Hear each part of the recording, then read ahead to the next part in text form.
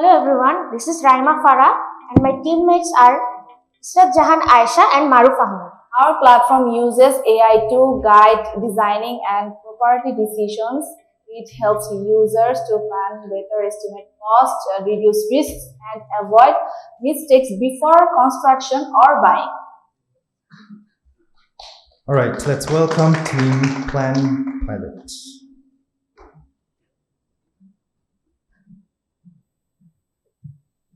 Good morning, everyone.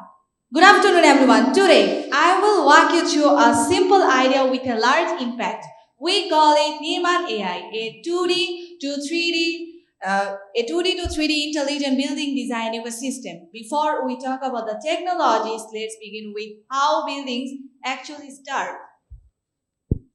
Buildings begin as drawing, flat, technical, precise, but construction does not happen on papers. It actually happens on real space. When the design and reality don't fully align, problems slowly enter the process. The gaps create manual work, more discussion, more revision, more waiting, not because the people are inefficient, but because the system depends on the conversion. When a system relies on manual steps, time slips away.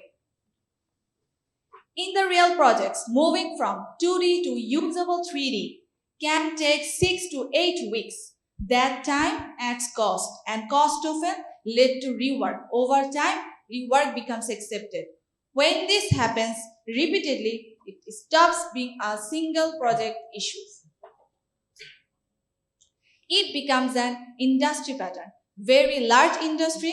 The global architectural service market is over $400 billion, growing at 5 to 6% annually. And developing countries are growing even faster with 15.2%. In Bangladesh alone, construction is growing at nearly 10%. This is the multi-billion dollar industry ready for the intelligence. And these large industries with repeated inefficiencies usually signal opportunity. So we asked one clear question. What if this conversion took minutes instead of weeks? This is where Nirman AI begins, an integrated system that transforms traditional 2D design to intelligent, synchronized 3D design within minutes. And speed alone is not the real advantage. Speed changes outcomes, less rework, higher margins, and more projects without extra pressure.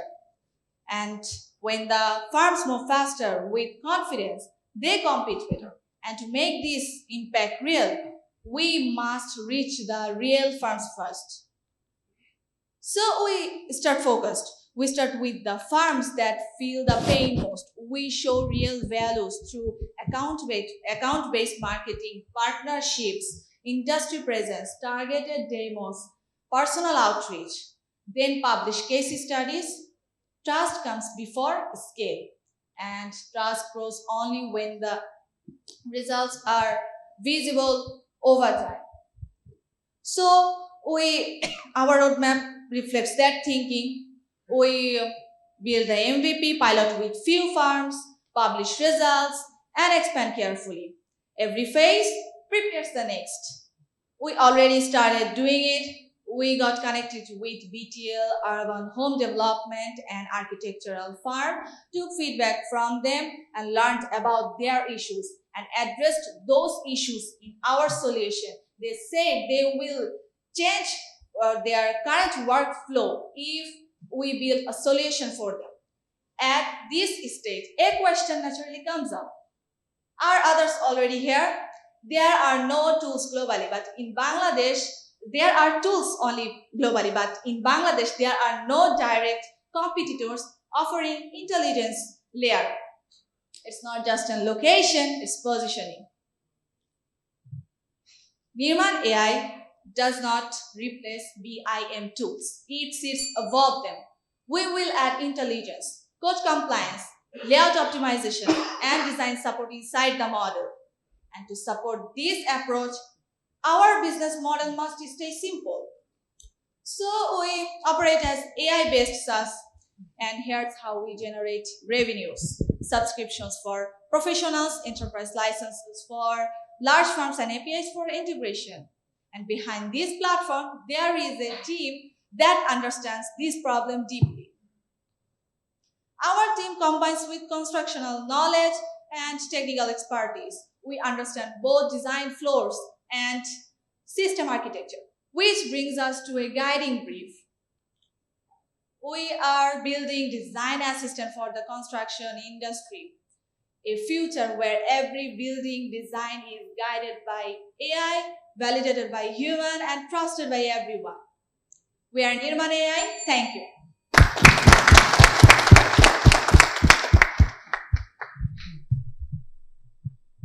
Beautiful. We will take some questions now. Okay, first let's start with the judges.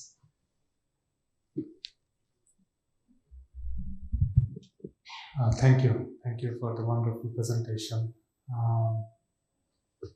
So I think for your product, the most important thing is the technology aspect of it, right? Because if I make a drawing or anything and upload it and get to visualize it in a three-dimensional way, that would be amazing. So could you tell me a little bit about the technology of your product, how it works? So first of all, when an architect upload their drawing, our system will read the elements like the lines and shapes, different kinds of shapes. Then in the second step, it detects that elements that already detected in the first step, that that is the wall, that is the column. Then in the third step, it make a relationship between those elements. And in the finally, then our system build a product that is convert this 2D to 3D. All right, thank you. And if I understood it correctly, right now it is focused for house design. Yeah, right? mainly residential building design. Residential building design. So that brings up a comment. Is tools like LLM powered tools are already doing a fantastic job, right?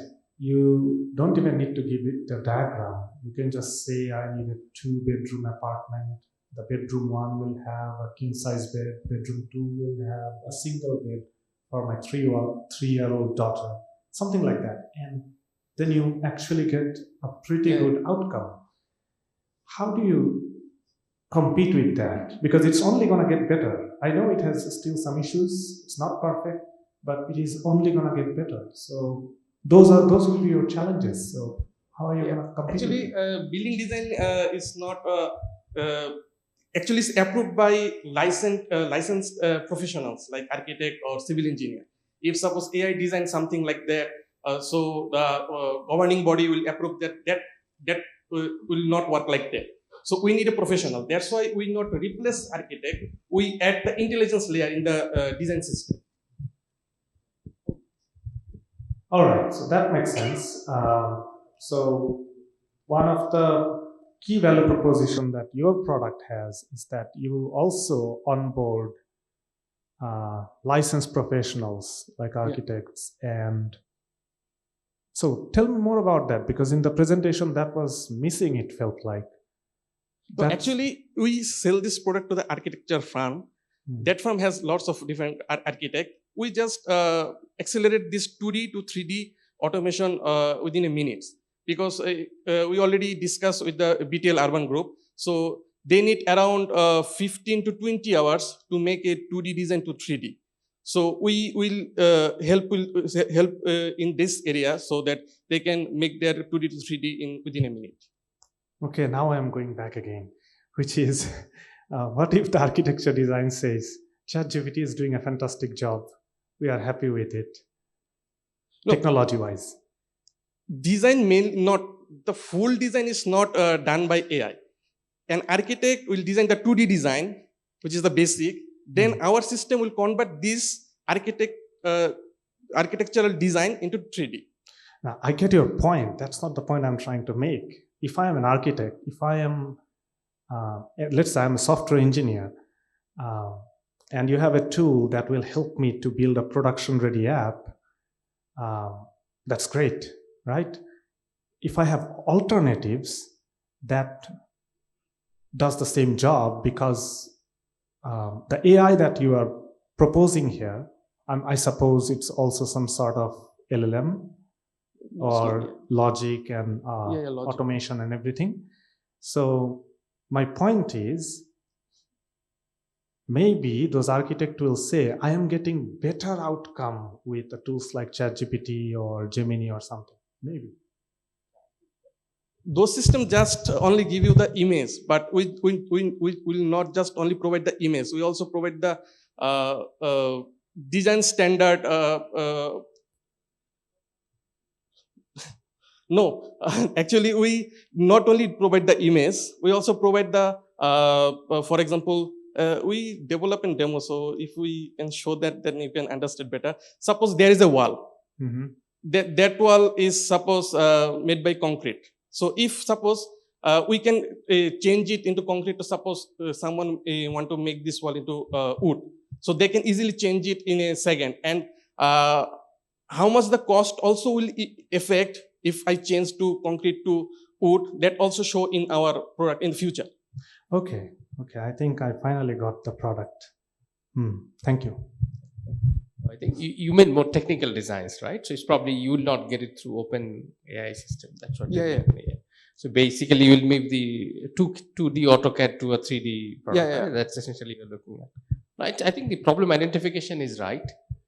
You said you are already working with the prototype. With, urban development. Working. Yes. So currently, the 3D AutoCAD is available. So why would they not use 3D AutoCAD and your tool? To make 3D, we need, as I mentioned, that BTL groups, they said that around, if I design a common type of a residential building, then it will take 15 to 20 hours to make this 2D to 3D. But in our system, it can make it within a minute. Okay, that's very good.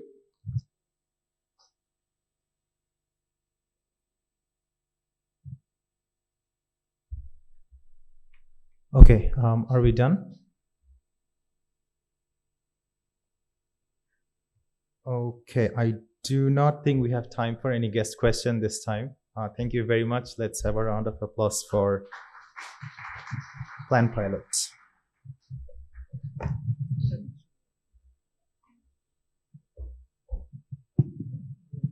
So our next team is Team Solace. Let's watch the introduction video.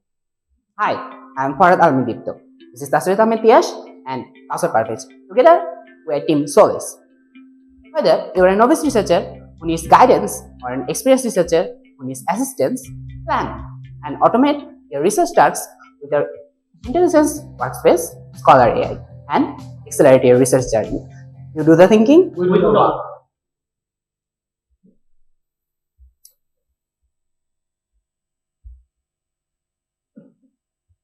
Ready when you are.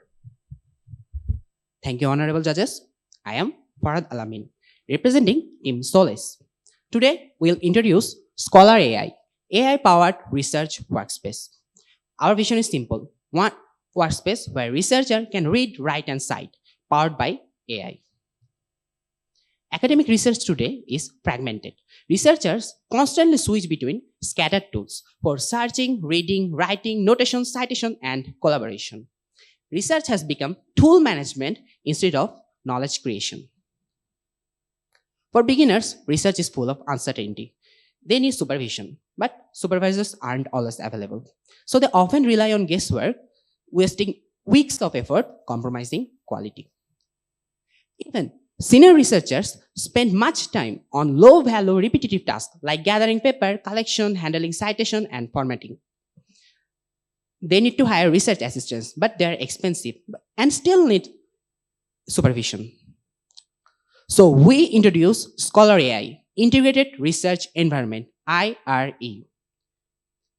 Instead of switching between scattered tools, Scholar AI provides analyze, discover, writing, citing, everything in one intelligent, unified workspace. So your paper, draft, notes, everything stay connected. And AI understands your research, helps you at every step. Think of it as your supervisor.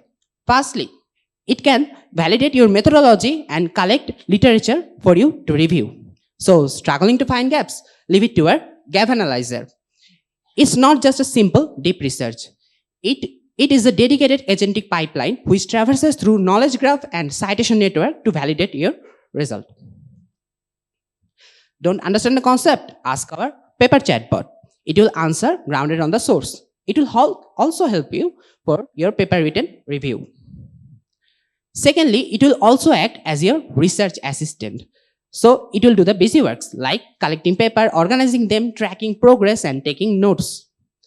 So, buried in citation chaos? No worries. We have AutoCite Manager, so you never miss a source. Handling with LaTeX error, having compilation issues? No worries. We have also Smart Editor. You write the logic, our AI will handle the formatting. The data shows that there are over 300 million people engaged with research, and market is growing rapidly. Among them, 86% rely on artificial intelligence usage, but still 40% of the time is spent on manual tasks. This gap shows a strong market need for a truly integrated research environment. To reach our potential customer, our plan begins with campus pilot program and faculty advocates. Then we expand through premium subscription, content-driven marketing, and eventually leading up to institutional subscription. Our model covers all types of users. For early adoption, we have basic plan, and our flagship model, Scholar Pro, for daily research activities. And for business plan, we have Teams model, which unlocks shared project memory, and enterprise model for institutional subscription.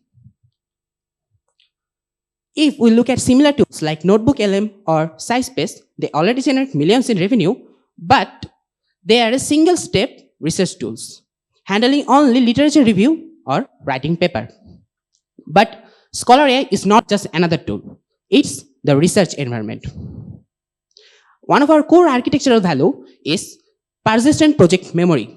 AI understands your research at every step you take and assists you accordingly, which other existing competitors cannot easily copy. We have already early interest from our faculty members and discussion sessions with undergraduate and postgraduate thesis members of Bangladesh University of Engineering and Technology. We have also received recognition from ICSE TEP by Bangladesh government.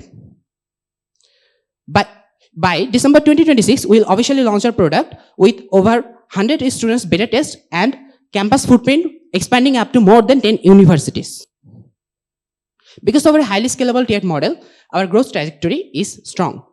We aim to reach 75,000 monthly recurring revenue within December 2027, within 1 year of our official launch. This is our team. Tasriyat Ahmed leads the project. I, Farhad, is our technical lead, and Kausar Barvez handles the business operation and market growth. We are from CSE BUID. Research shapes the decision. Research shapes the decisions the world needs to be shaped. And the already working version is deployed. We can visit it at scholarai.me. Thank you. Thanks for your patience. Thank you very much. My apologies. You made it, your product seems too good to be true. Now it's encouraging me to do a PhD. It seems like, okay. But just, of course, the technology behind it, I guess my other two colleagues will ask. But from a pure, simple business question point of view, I guess you are targeting academic research primarily, right? And you are creating a holistic research environment where not only you can use the AI to get your paper and all, but also do the peer reviews and manage your notes. That's basically a full artificial intelligence backed research environment. That's the product, correct? If I'm understanding correct. Great. So why somebody did not think about it before? I'm saying, what triggered you to think about this? Okay, if I try to elaborate, we are currently in our thesis progression. So thesis is a very difficult task for us students. We and our peers are already grumbling with how hard thesis is. So current solutions, we are already we already explored some AI solutions, some steps like literature review, gap analysis, but current solutions only focus on single steps. Like they will do literature review, we get some insights, but that doesn't carry over when we do the writing or when we develop our methodology. So the problem is, even if we use some AI solutions to some step, these things don't carry over in other tools when we will use them in the next research lifecycle steps. So this creates a knowledge gap, and we kind of suffer for it. And existing solutions don't give you a full package of fully integrated research lifecycle. So this is our motivation. Absolutely, I understand that. Very good, thank you. From a revenue model perspective, we are looking at more subscription of the researchers. Yeah. Yes.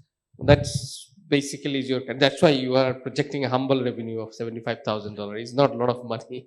Did you think what else could be the scaling opportunity for this tool? We followed some existing products like, are you familiar with code editors, AI code editors like Cursor AI, then Copilot, also Google Colab. These kind of services follow this kind of subscription with credit based.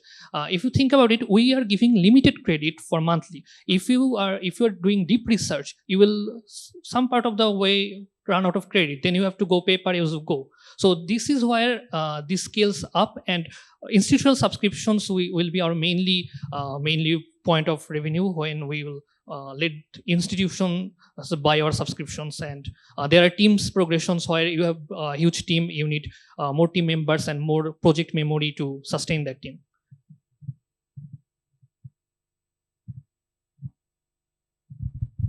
Thank you for the wonderful presentation. So, yep, let's talk about the technology of this magic product. Please go ahead, explain a little bit. Okay, so our technological value comes from its architectural value, because we're saying that our tools will carry a context-full project memory. So our architectural value comes from mainly discrete services that are connected by an central memory orchestrator. So for example, we have web service or paper search service that will collect your papers. Then we have extractor that uses pre-trained Grobit models that can extract academic PDFs into structural context.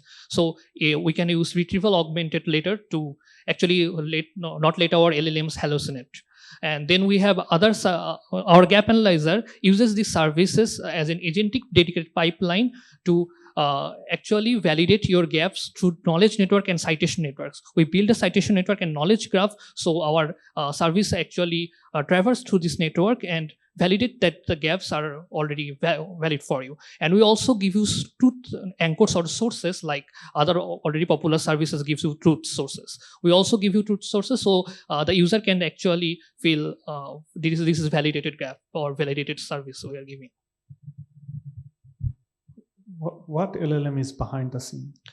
For example, we are following like AI, or prime motivation comes from AI code editors. If you have already used them, there are multiple models users can select, like ChatGPT, GPT from OpenAI. Then there are Claude, then other models. These will be our starting models, because these are already popular and grounded models for good deep research. Then we have a plan in future to actually develop a personal model, so freemium users or users don't have credit can use those free models. But currently we will charge credit for these models. Understood. And when it comes to building with these LLMs from OpenAI or Claude, you know that when you do memory management, when you do RAG, all these things, it could become very expensive, right? Yes. So what are you doing about that to keep it? This actually comes to how good we can design our systems, how we can optimize. This will be an iterative process. We have to do experiments. We have to do version releases, like we are currently in the MVP version. We'll scale up to version V2, version V3. We will try to optimize this cost with our how much revenue we are getting. So this will be an iterative development. And as of today, do you think if suddenly 100 universities starts using your product, you will be positive in terms of revenue or minus, negative? Of course, we will be positive, because we want to give our researchers a valuable platform they can research and do quality research, because lots of research now lack quality because beginners cannot do research well, or senior researchers are wasting time. So we want to give them a good product, good platform that they can use how they want. Like beginners can actually feel validated, or they can get guidance, or senior researchers can save time. So research can scale up to 10x faster. So can I add something on? Please Sir. go ahead. Yes, sir. Sir, our plan is currently that we are using the high quality models only for the precise information related tasks like gap analyzing or citation management. But something like tracking your progress, or remembering your context, or everything, we are using pre-models to optimize our revenue. Okay. So you definitely thought about it, and certainly you are taking actions, which is great. Thank you.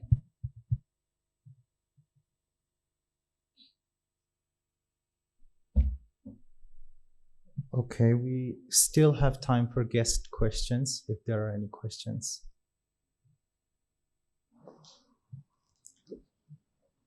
All right.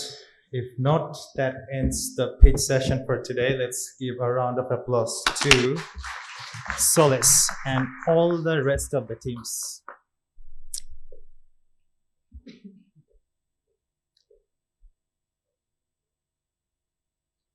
Thank you. That ends the pitch session. Next, we will go to some other agendas of today. We have some guest speakers. We have 3 guest speakers today, actually. First is Mr. Russell Mia. Wait, let me give a brief introduction of Mr. Russell Mia. Our first guest speaker has been at the forefront of building Bangladesh's startup ecosystem. As Assistant Vice President of Startup Bangladesh, the government's flagship initiative of nurturing tech startups, he brings both policy perspective and the ground level understanding of what it takes to build and scale in the market. Let's welcome Mr. Russell Mia with a big hand.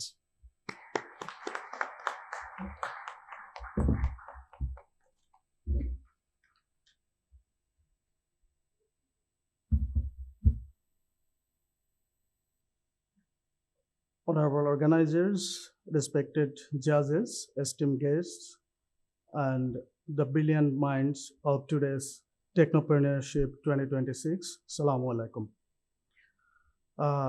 I do express my sincere gratitude to the organizers for having me today and give me a chance to speak few words.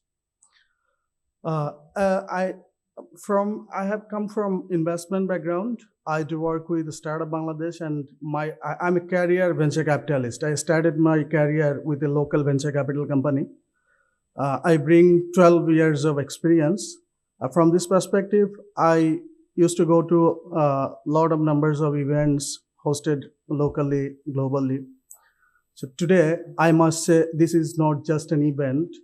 This is an initiative to create the pipeline for future innovators, future employers, and obviously for future nation builders.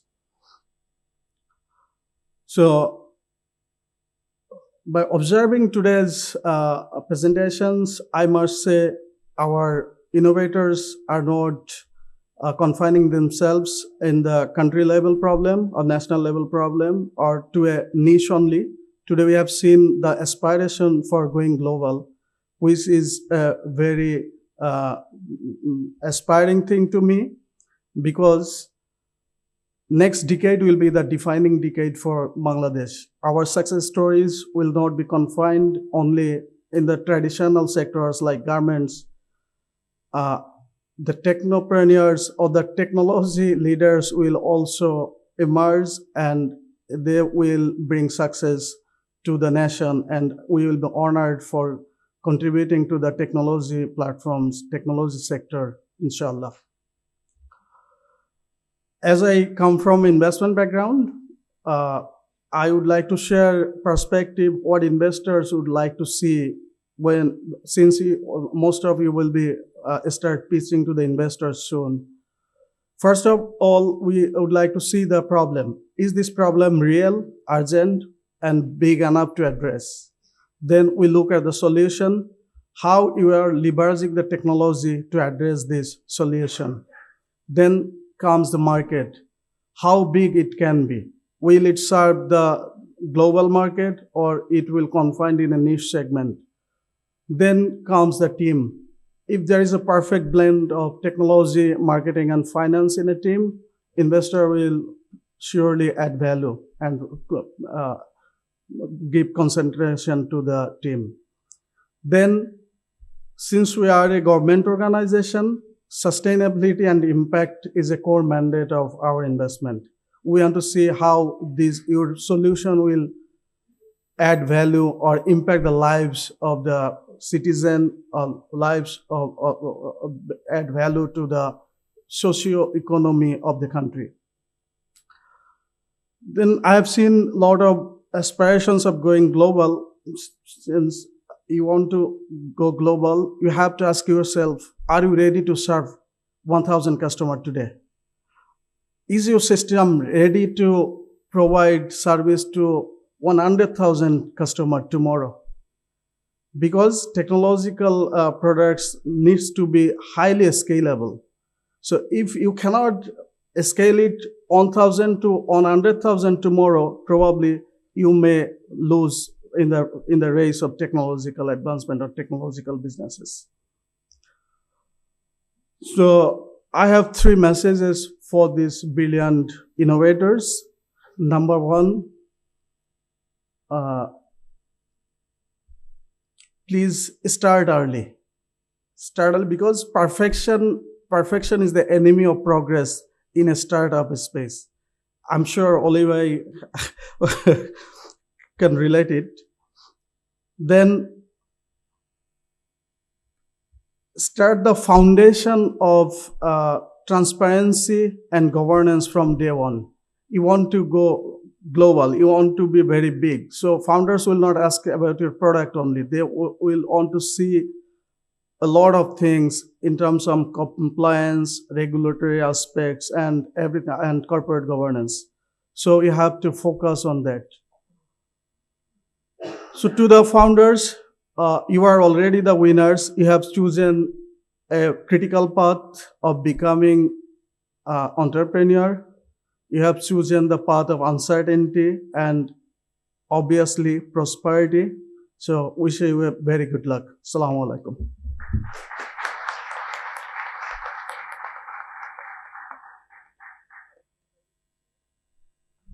Thank you very much for your inspiring speech. Our next speaker is Mr. Sahajada Redwan, Director of Engineering of Field Nation.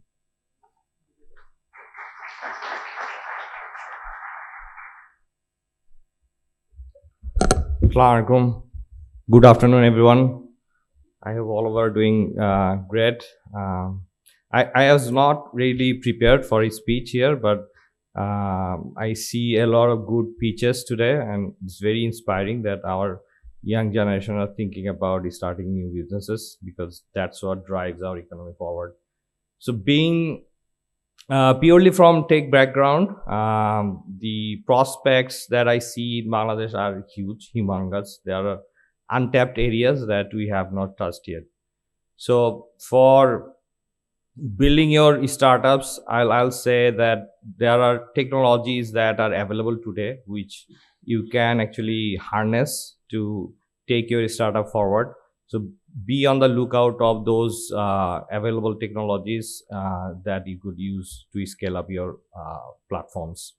And while scaling up, it's very important to think about cloud native technologies. Like when you are building something, we have to come out of the mindset that we need a hardware box somewhere in a data center and then we have to build from there. It's not like that. You could use by single instances taking from different cloud services that are available today. So the barrier of technology is no longer there. If you have a cool idea that you think really works, you can actually start somewhere very small. Even today, there are technologies where you can use AI to build your apps. So there are platforms like that which are people are using today. So you can also use those to see whether your idea is testable. You can design an MVP or a prototype and give it to a simple user group to just test your idea out.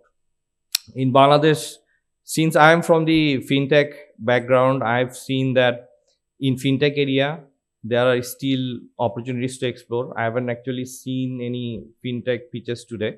But for example, think about the unavailability of open rails in Bangladesh. So still we are struggling in the payment ecosystem because the open rails are not available. So if you want to build a product, and you will need actually payment and finances to be connected.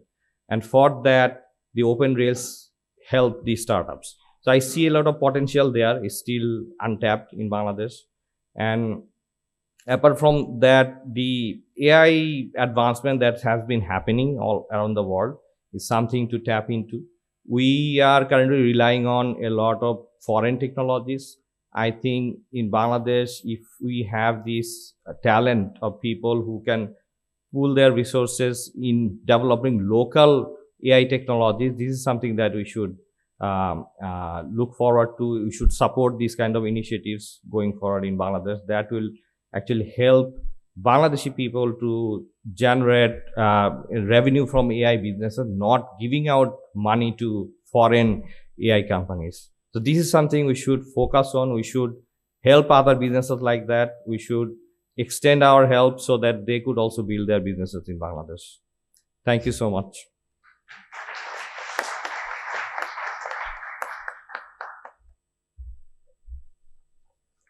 Thank you very much. Our next speaker, I'm very glad you could make it, is Professor Muhammad Kaikobad. He's one of the most celebrated figures in Bangladesh computer science, and he would speak today about the future of AI.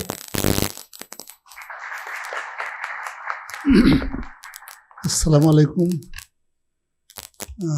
Very good evening to you. Maybe I am a little out of place here. The whole of my life, I was involved in education and education only, and nothing more. American professors quite often they leave their teaching position and start some startup. Okay, they do it quite often. One of my students, he also, after having graduated, doing his PhD, he started a startup, and his professor joined him. They are with a different spirit. At the end of the day, we must be able to contribute to the economy of the country. And our country is as such. We start quite early. For example, in Bangladesh, in the soil of Bangladesh, the first computer came in 1964. We are not very late. Okay.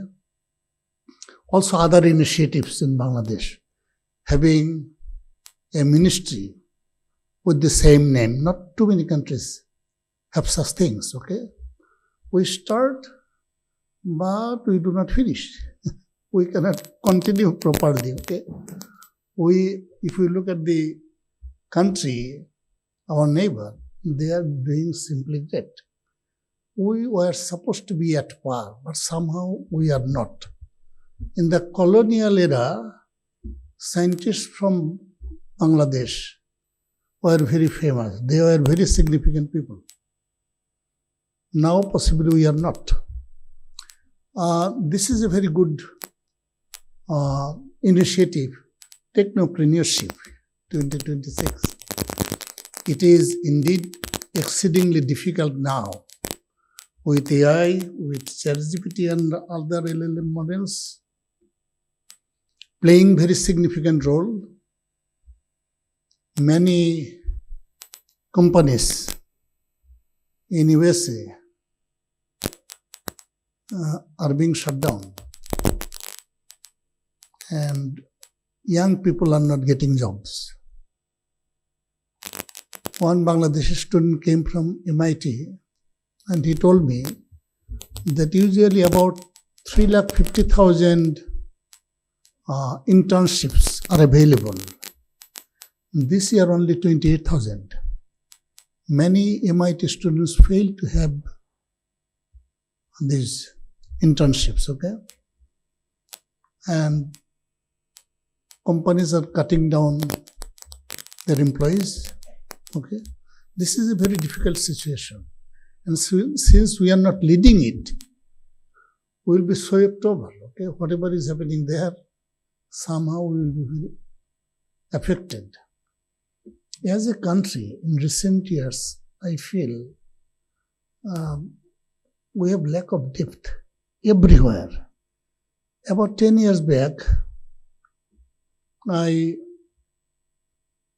was in some program, and the name of the company was artificial computer. They really wanted to mean artificial intelligence.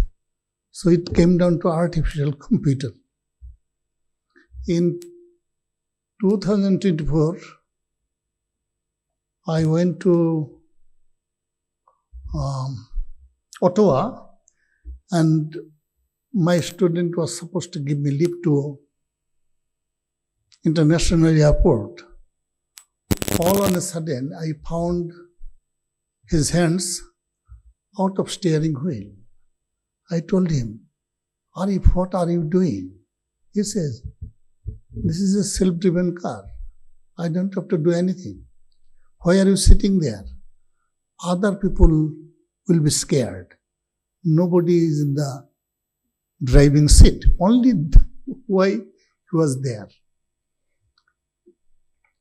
In 2025, I went there. I went to Silicon Valley and I found many cars, these OMO company cars. Okay? They are moving like toys.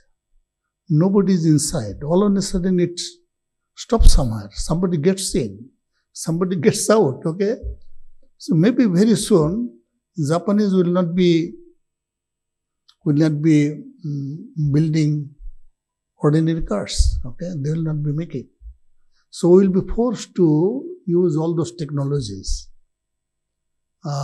So those who are very interested to start your career in entrepreneurship, this is exceedingly difficult. I find I'd have never done it, with so much of uncertainties everywhere, and more so in Bangladesh. If you want to do any kind of business, you do not know where you will get stuck. It is very unfortunate, but I hope that our government will move to the right path. There is no alternative for us left. Okay? We have moved around for many, many years, over 50 years. Even we could not produce a good textbook, okay, without error.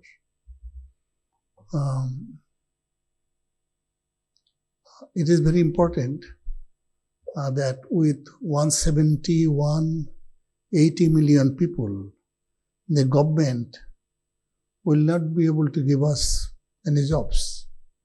At the same time, many foreigners are working in our country.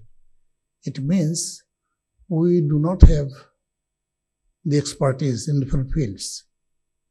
About maybe 12, 13 years back, the Daily Prathamal wrote that 35,000 crore taka are being drained out of the country in the name of experts.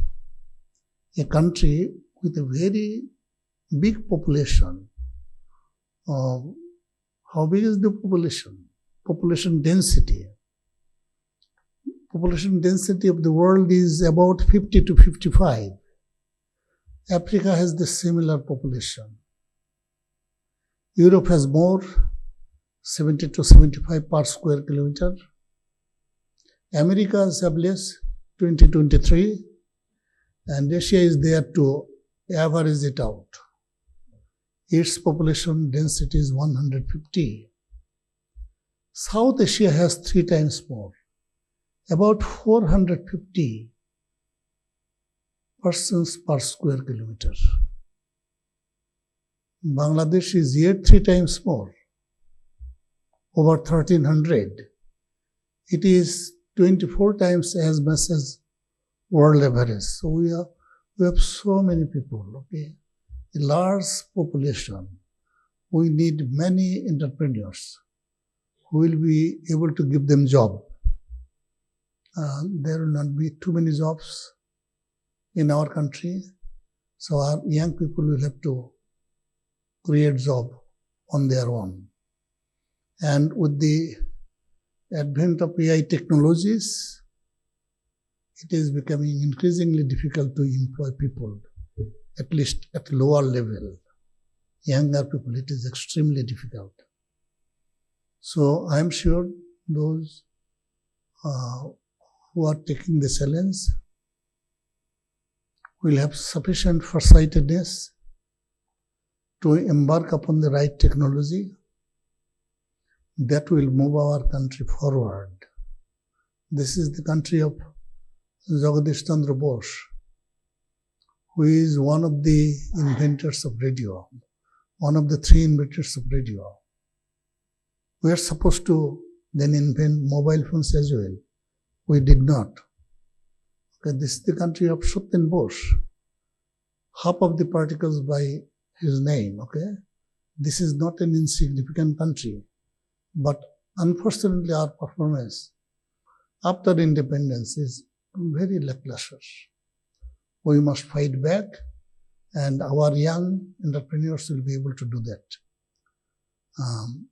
I wish the program a grand success. Thank you very much.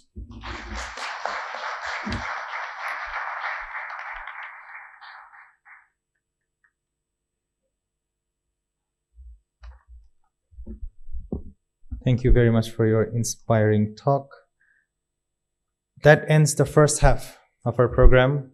We'll have a pretty long break now. The next part of the program is at 16:40, at 4:40 p.m. This time is allocated for your Asr prayer and your refreshments and everything. So please take your time. It's good time for networking. So please go ahead. Thank you.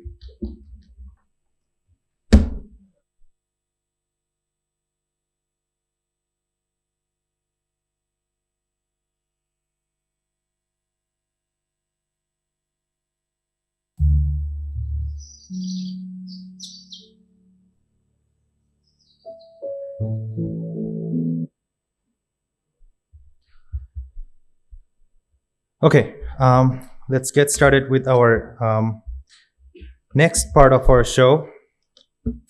So first, we will have a few words from the initiator of this initiative, Technopreneurship, and the CEO of Gigalogy, Mr. Musliuddin.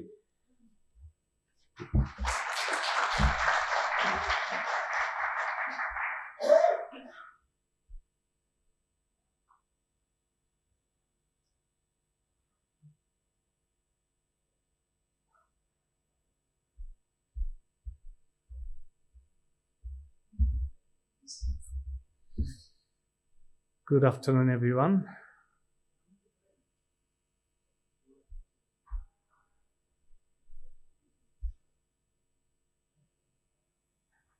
What a wonderful day. Yeah. When I entered the room today around 1 p.m., I was like, why is it so quiet today? It's supposed to be a celebration, right? These 6 teams worked extremely hard since the beginning of November. They went through multiple phases. They went through 7 different sessions, in-house sessions, offline sessions. And finally, they are here today with their presentation, with their ideas, how they are going to execute it, how they are going to take it to the next level.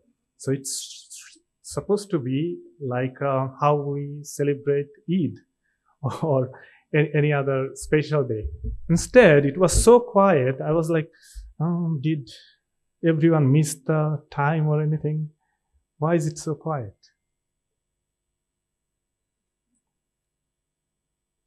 But then I realized it's Ramadan and we are probably very tired from fasting. So that made sense.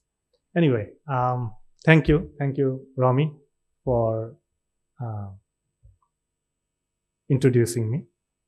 My name is Musliuddin. I'm the founder and CEO of Gigalogy. And today I want to talk about two things. First, of course, about Gigalogy, what we do. And second, about technopreneurship. What is it we are trying to do with technopreneurship? So let's start with the part where I talk and basically promote Gigalogy to all of you. To our members, you already probably heard the same thing maybe 10 times. And to the guests, first time, please bear with me. So Gigalogy is a Tokyo-based company, but right now we operate in 5 different locations. Our head office is in Tokyo, Japan. We have an innovation lab called Maira Innovation Lab in Shizuoka Prefecture. That is also in Japan. Then we have our office in Dhaka. We also have an office in UAE. And for the last couple of years, we are in Silicon Valley as well, in Japan Innovation Campus.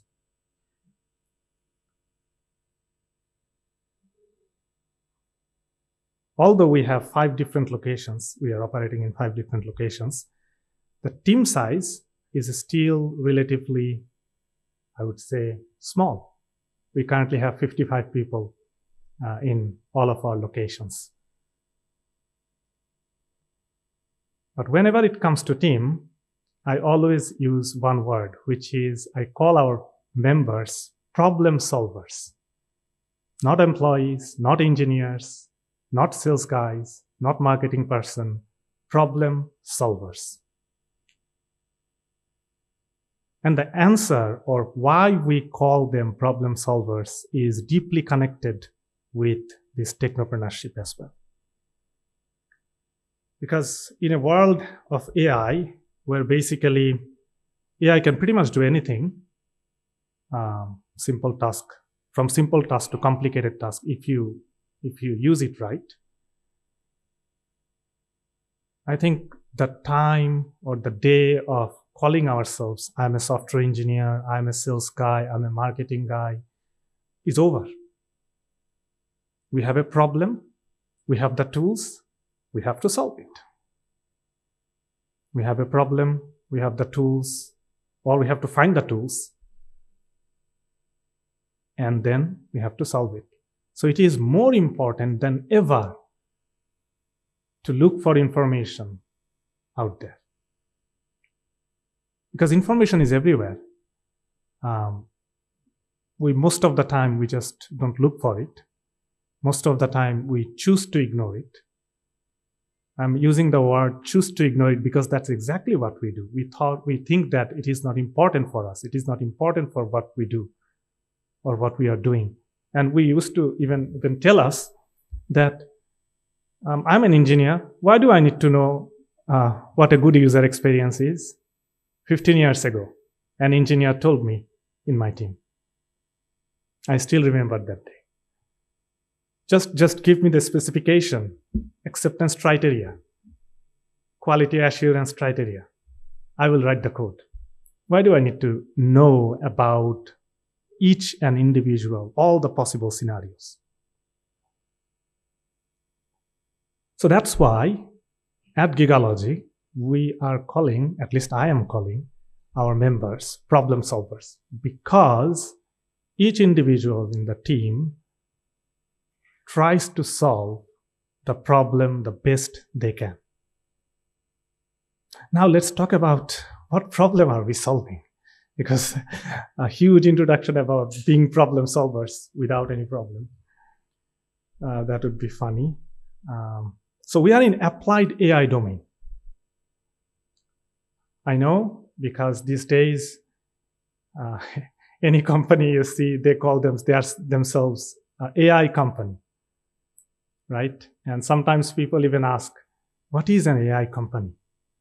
Like, what do you guys do? So I choose to call ourselves that we are in applied AI. So what do I mean by that, applied AI? So recently, this thing, you probably have seen it in YouTube, Facebook, or somewhere, that even NVIDIA CEO used this term, that AI is a 5-layer cake. The bottom layer is about energy. The next layer is about the chips, GPUs. The layer above that is the infrastructure. On top of that finally comes models, LLMs. And on top of that comes the applications. So I'm going to use this term, or use this 5-layer cake example to share what Gigalogy is trying to do. Of course, at the bottom layer, energy. China is making twice the amount of energy as US. We are not doing nothing about that. And probably not a wise decision to go for a startup either, or a small company. The second layer, chips. There are plenty of good chips out there. If we can utilize them properly, in an efficient way, that would be amazing. We are not doing that either. The third one, infrastructure. Once again, building huge level of size of cloud infrastructure. Companies like AWS, Azure, Google already solved that problem, and they are doing a fantastic job. But we have to keep in mind that there are entities, there are customers all over the world who need their own version of infrastructure on top of those cloud infrastructure out there.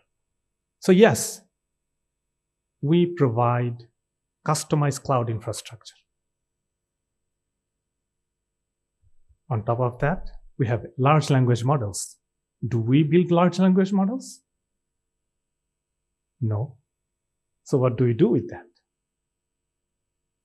We tune it, fine-tune it. We adjust it with the correct industry and try to solve real-world problems. And finally, above that, we have application. And that is the part, finally, I'm coming to the main part of today, is that what I'm calling applied AI. With customized infrastructure, with customers' data, fine-tuned application, we try to provide the best user experience our customer can have using AI. And it's not just best user experience, at the best price as well, at an affordable price. So it's not 3 different products. The customized infrastructure, fine-tuned models, and the application. These are not 3 different products. These are blended into one single product that we are calling MIDA, where companies can inject their data, integrate their data, and build an application suitable for their business without writing a single line of code. So that's what we do. Now let's talk a little bit about what this technopreneurship is about and what motivated us to start this initiative.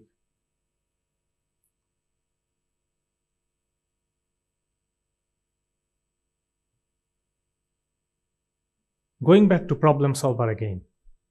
What makes a problem solver a problem solver? Is it intelligence? Is it IQ or EQ, emotional intelligence? Or is it environment? The truth is, we need all of these 3.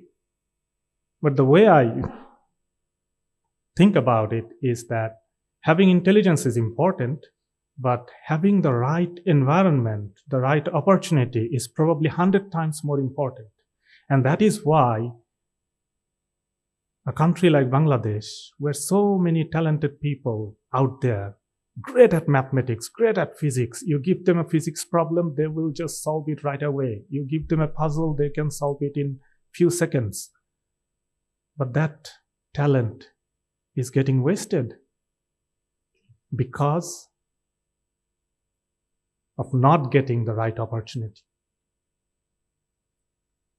And I use a data when I talk about it, is that we all know about GitHub, or most of us know about it. It is the source code management platform, probably the most popular one out there. And in 2024, the number of contributors from all over the world, they did this survey. And Bangladesh was on top by a huge margin, the newcomers into GitHub. And the number was close to 1 million. 1 million new contributors, year-over-year growth. And I show this today, not showing it, but I used to show it. And I used to ask people, what do you think? And everyone was saying, oh, this is cool, this is amazing. And the truth is, this is not cool. It shows there is a huge number of people who wants to change their lives, who wants to do something, and they are talented enough for sure, but they don't know what to do, how to do it, how to take it to the next level.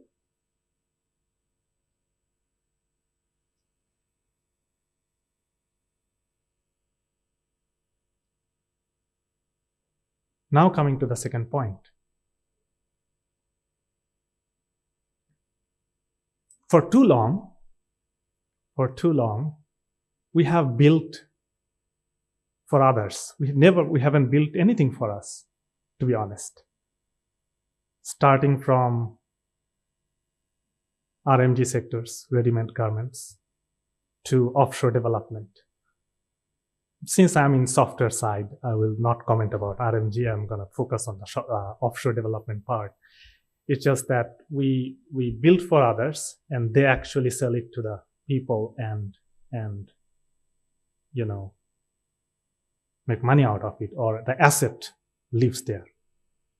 What asset do we get when we continue to do that? Not much, because innovation is not happening here. And with the progress of AI, this becomes very critical. Maybe it lasted for until now pretty well, but is it going to last forever? The answer is no. So going back to what I said, for too long we have built for others. And it is time that we finally start building for ourselves and solve our own needs first and decide to export that value to the world. And that is, in my opinion, that is the only way to take these talented people or grow this economy further. But how do we do that? It's not possible right now. It's not possible. It's probably one of the very, very big problem to solve. And if we can solve it right, that would be amazing in our lifetime. So how do we do that? When we do not have the right infrastructure, we do not have the right environment, we do not have enough opportunity for the people that are probably more than capable of doing things. Or most importantly, we do not have the opportunity to solve our own needs first, before even thinking about exporting it to the outer world.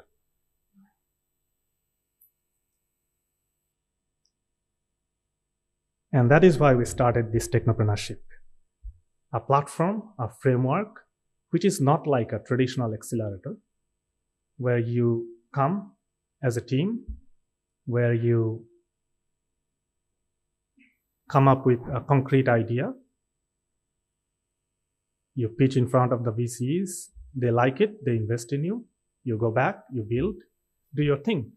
That system works pretty well in advanced countries, US or Japan or in other areas.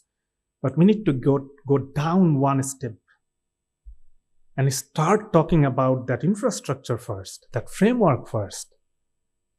That in order to build a business that will solve our need first, and then we will take it to the next level, the global level, we need to be more hands-on. And that's what we have done in the Technopreneurship. Maybe the participant can speak for itself. If I promote it too much, that would be not good.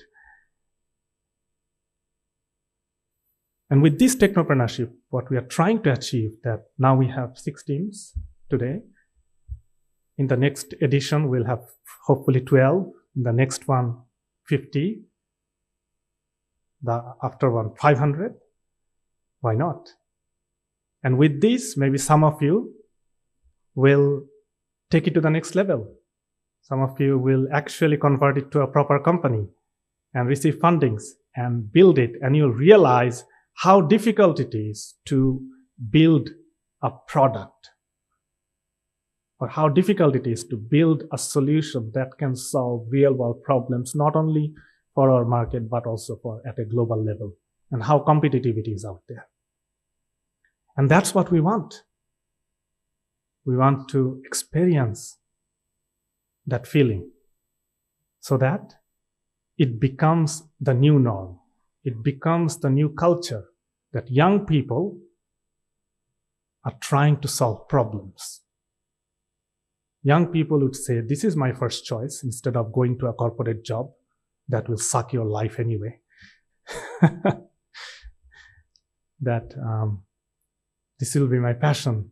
I will do it, even if I fail. What am I going to lose? I'm 20-year-old, not me.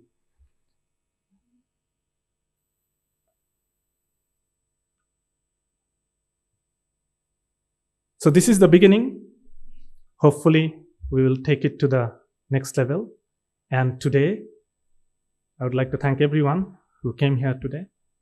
With your support, hopefully we can take it to the next level and make this initiative a successful one. Before I finish, I just want to thank our organizing team from Gigalogy, because even though I wasn't directly involved in every little details, but there is something called conversation happening in public channels. And I have to say, without their extreme hard work, day and night, none of this would happen today. So from the bottom of my heart, I would like to thank our organizing team. Thank you. Thank you, everyone.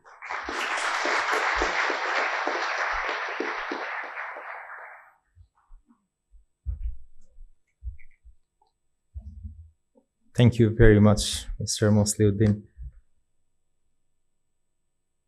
Okay, so we are here. Now it's time to share the result. And it's never easy. In any competition in this world, it's never easy. But it's just a competition, all right? It's just a score. It's just some positions. There's a long way to go in life. So, all right, so let's get started. I'll start with the people's choice, actually, the guest choice. The guest chose Solis as their top team.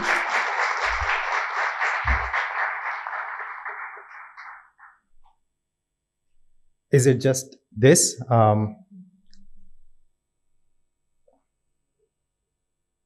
Okay, anyways, let's move on with our presentation. Is it just this?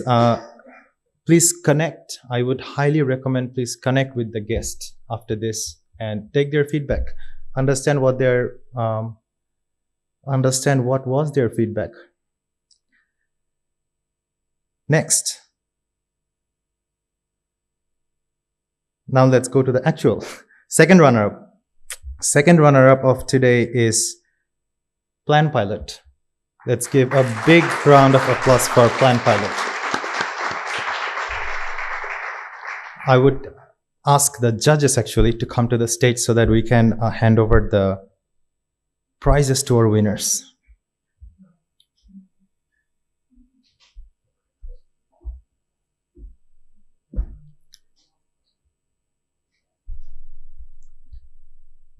All right, Plan Pilot, all of you, please come to the stage and let's receive your prize.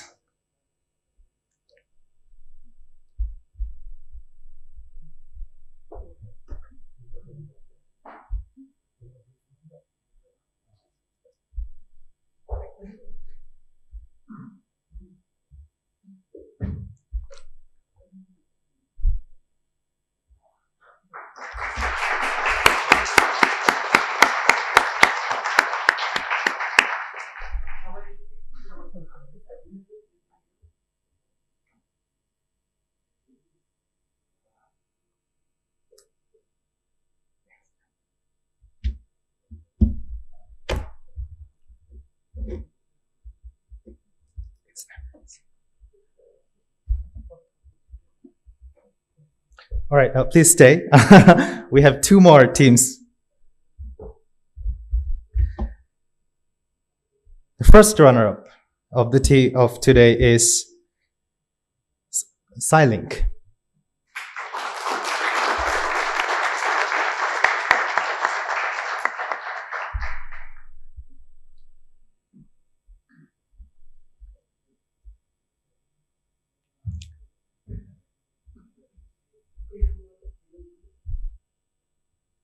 All right, let's make some noise for them.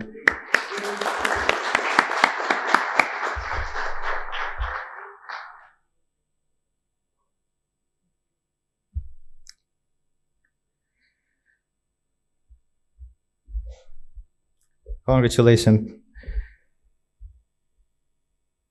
So finally, the first team today. It's the people's choice actually. It's Solace.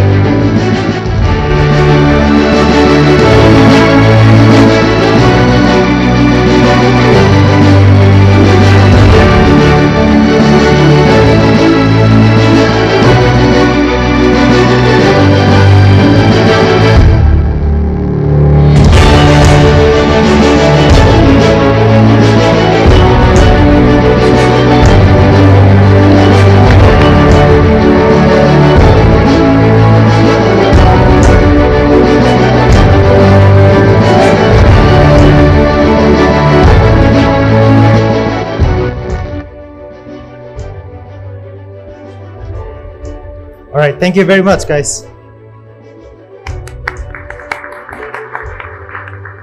All right, as I've been telling, it's just a competition, and we want to congratulate everyone for finishing this long program.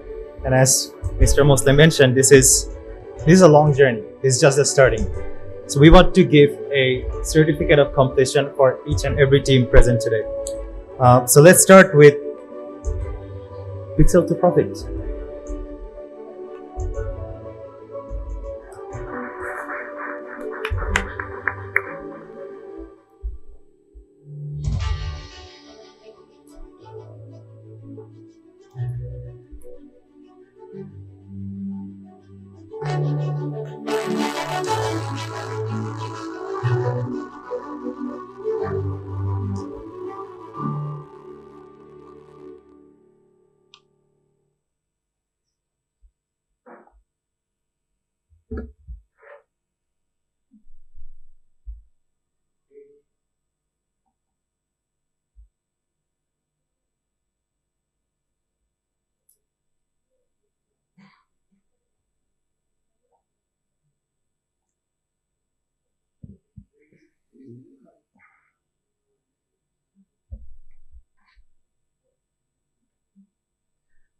Thank you very much. Congratulations, guys.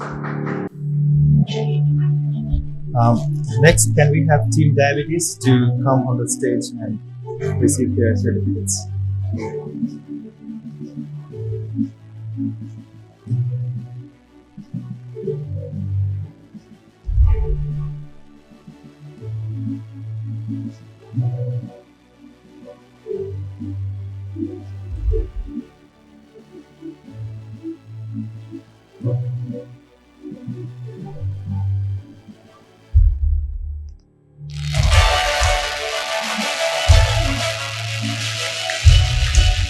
And finally, Team IDA. Okay.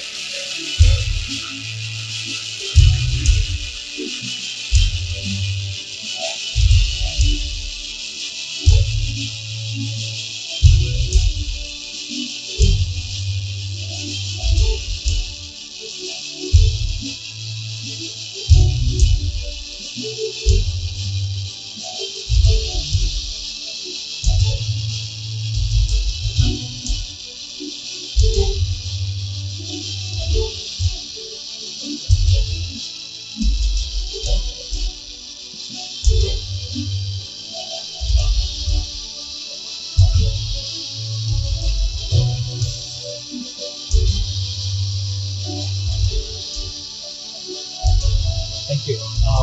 And I have all the participants on the stage once more to take a let's take a group photo with the judges. Let's do this.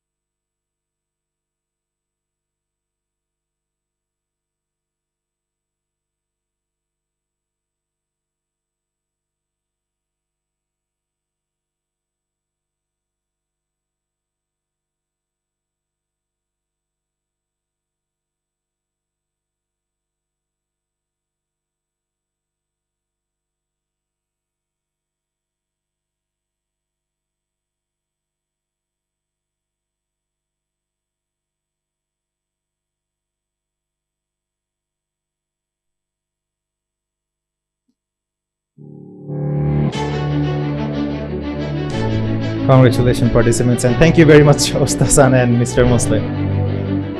Thank you very much. All right, that officially ends whatever we're doing here. Next, we'll go into some photo sessions with our guests, especially who came on a Sunday in the month of Ramadan. Thank you very much for being among us, and I'm pretty sure we have a lot to talk about later. But first, we would like to take some photos in the photo booth, and Maruf and Rokon, they will guide you to the photo booth so that we can take some photo sessions. And before I mic off, we have iftar from 1758. So, and it will be there. Thank you very much for coming.